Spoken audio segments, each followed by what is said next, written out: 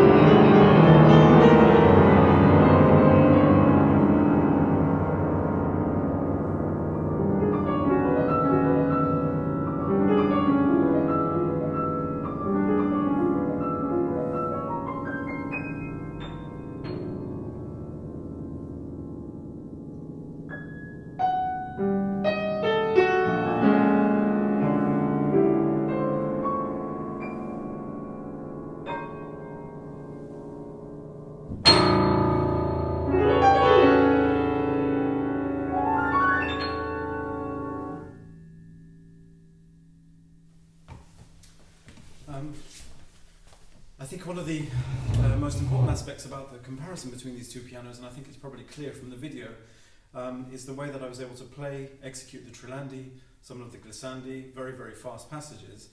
The concept behind this piece is that it's very kind of transient, things happen very quickly, you don't stay in one place, you're constantly moving on. Of course, there are moments of resonance, which I think both pianos demonstrated very capably, I think in this case also, in a very, very open, dynamic way. You're probably also aware, and I would ask you to do this, look critically at the way my fingers are moving and what they're capable of. This is a very, very easy piano to play. There is absolutely no doubt about that. I mean, some of the figurations here that I was using, they're very, very nice, very, very easy to play, even from the larger gestures.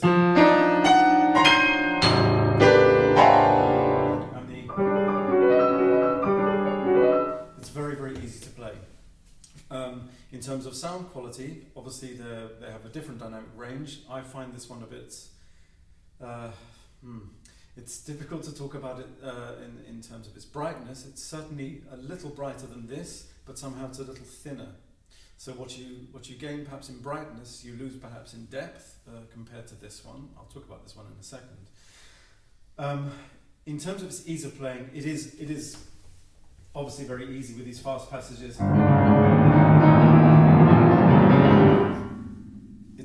In that sense, it's no effort to play, even if I'm improvising.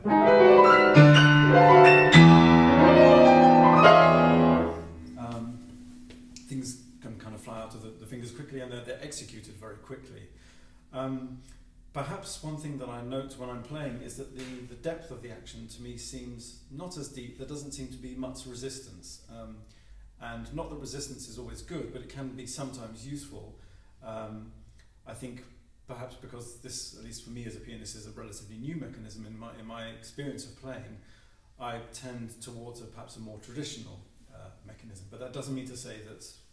I mean, this is my personal opinion, and this is obviously for everyone to decide for themselves, because I'll show you in a piece in a moment where I'm improvising that you can do some wonderful things with it. I mean, it is, in terms of the sound quality, there's nothing to argue about. It's wonderful. It's lovely to play. So we're talking about a very, very fine distinction on a technical level about purely a couple of aspects that pianists are often required to execute. On this piano, for example, the same thing. I think it's quite evident from the playing from the very, very first notes. The sound is there for me, and that probably tells you more about me as a performer, that I'm used to that kind of resistance, that I need that to judge where the sound is and what I have to technically do to execute it. So when I've got these things, or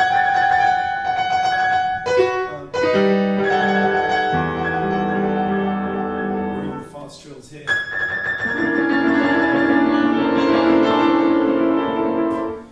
I find them slightly better executed than on this, for example. I'm having to work a bit more. But that's just an aspect of personal taste. Again, in terms of sound quality, the reason I chose this piece, again turning away, is that there are moments of enormous resonance here, as you may have heard, just playing this section quickly.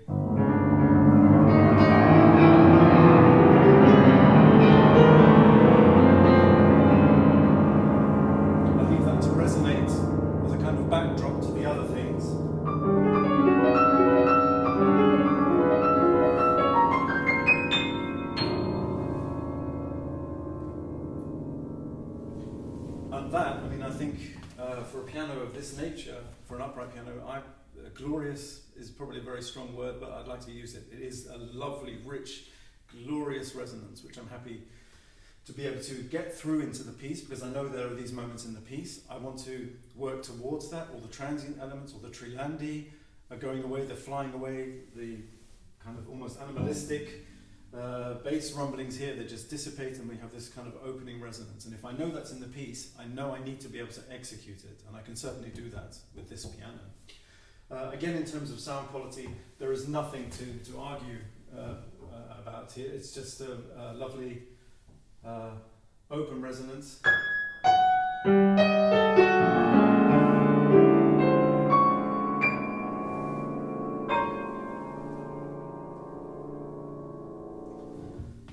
It is, in a sense, now that I think of it, perhaps a little brighter than this, but the tone is different. It's very difficult to use the same words to describe two different pianos. The tone is substantially different. I find it more rounded. I find it has a bit more depth and character for my personal taste. But this is absolutely, to all listeners and all visitors to Steingraeber, an invitation to test the two out, because some people will definitely prefer this more than this, and all I can say is come here and try it. That's where the proof is. That's where you get to know the instrument and what you can do as a pianist. I'd like to perhaps demonstrate this a bit further with a semi-improvised work. Let me just put this out there. I say semi-improvised. There is a small, very, very small theme, a very short theme, which will become apparent, and I'll try and display as much of the characteristics of each piano as I can to show you how I can work with repetition, but not just limiting to repetition, making that the main focus, but also talking about the resonance, describing the resonance of the piano as well.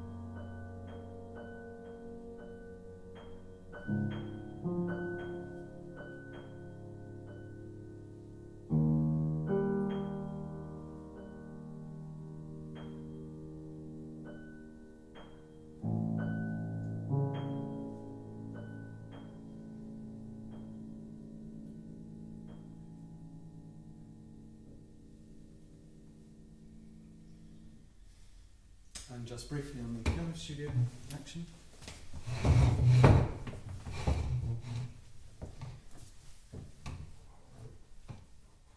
Here I won't bother with a theme, I'll just drum chasing the improvisation so you can hear the difference straight away.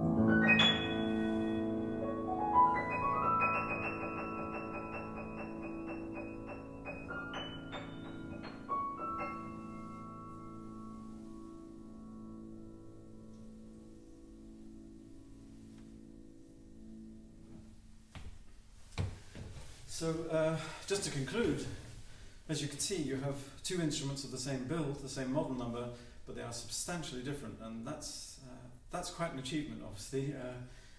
I think it's has a lot to do, obviously, with the action of the pianos.